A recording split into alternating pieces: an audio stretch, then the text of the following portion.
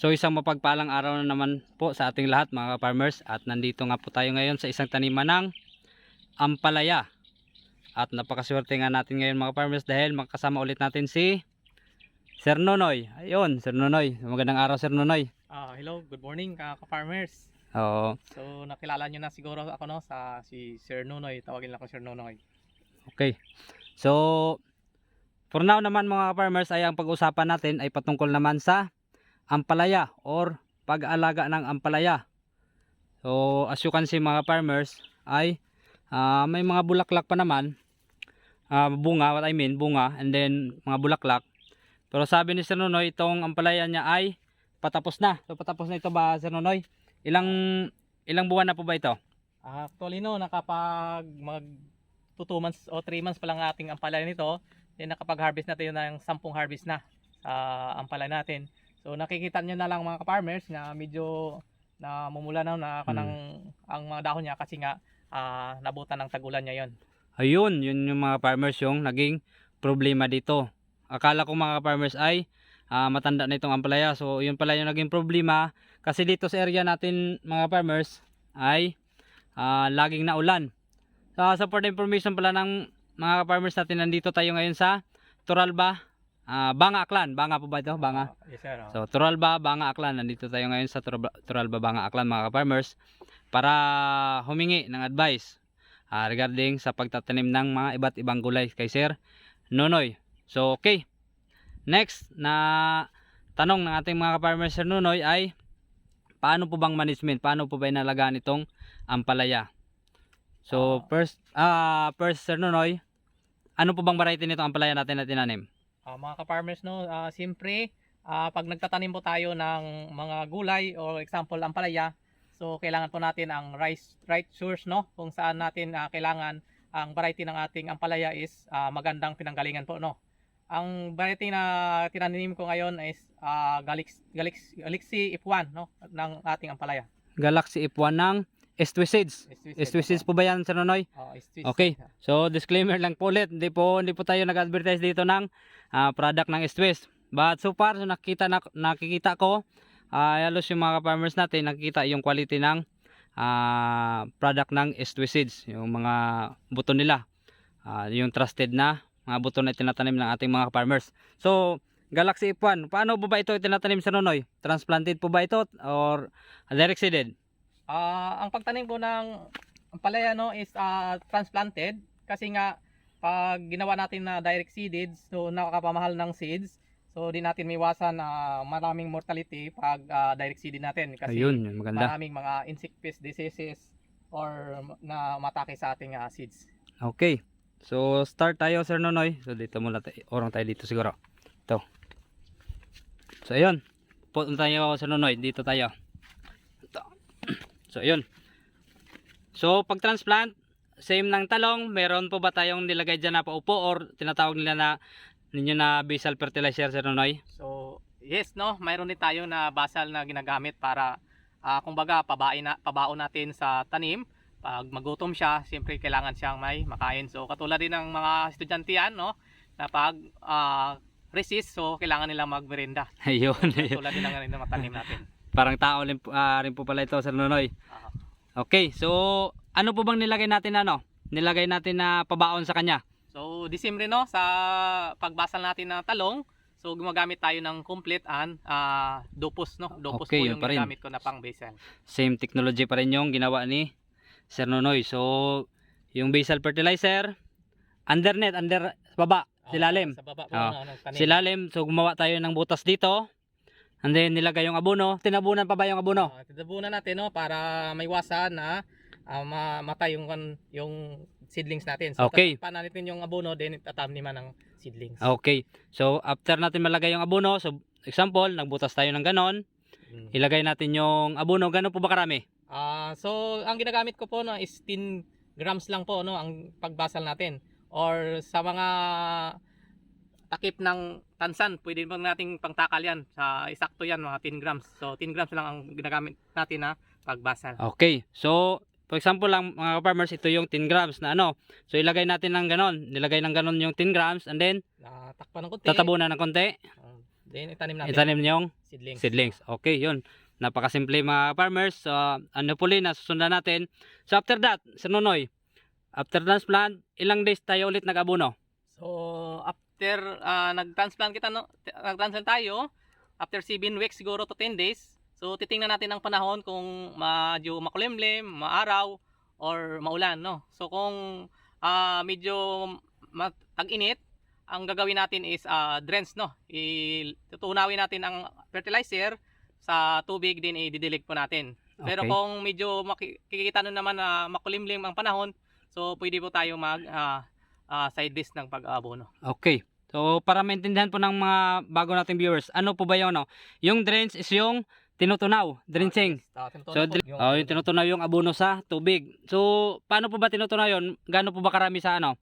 Gaano po ba karami yun? Sa isang liters is 10 grams din po, no, ang ginagamit natin. So 10 grams of fertilizer, tutunawin po natin sa 1 liters of water. Oh, for example, sa isang balding tubig, so sa 16 liters na tubig, mga gaano karami yung ano?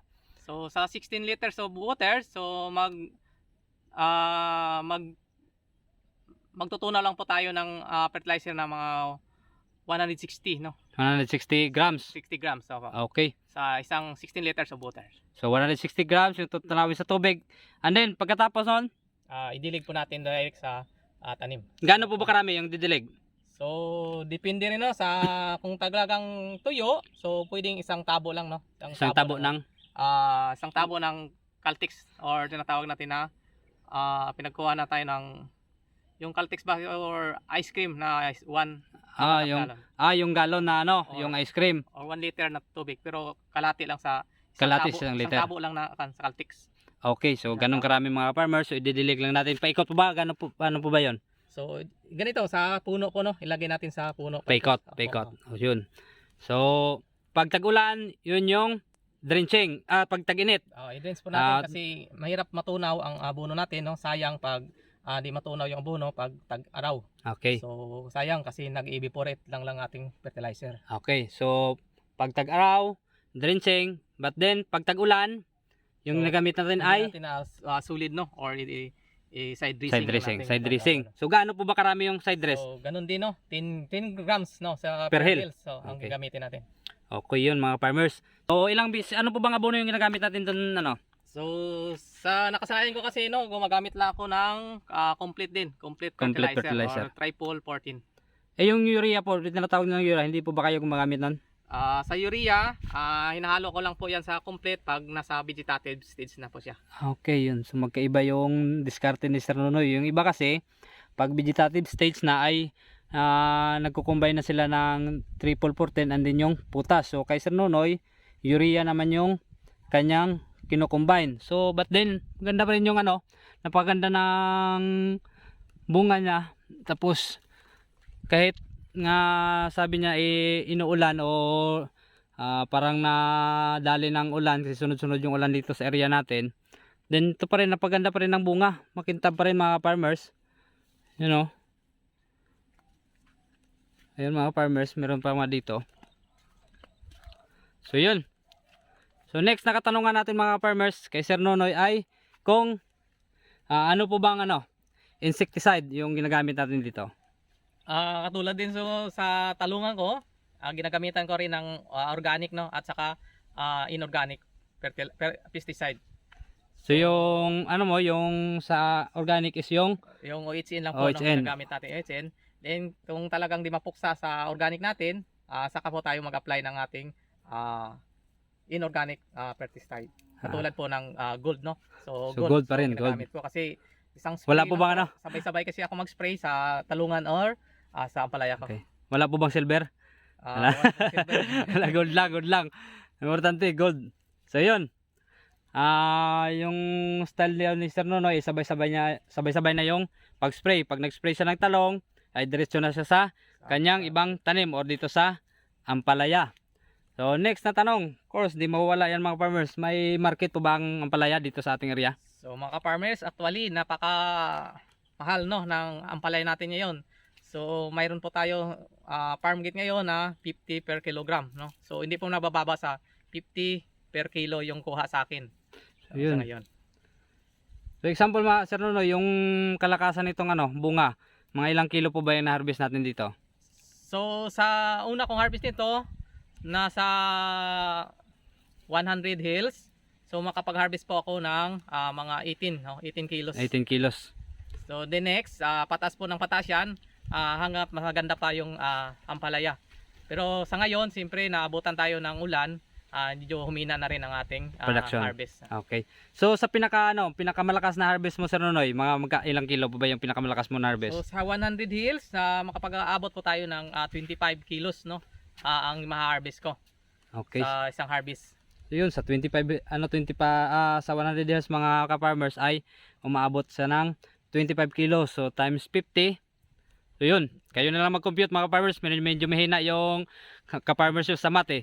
So ilang beses po ba in a week? Ilang beses po ba tayo mag-harvest? So ganun no niya, pwede tayo mag-harvest ng 3, no? 3 times a week din. So 3 times a week. So 3 times a week times 25 25 kilos times pila yung farm gate?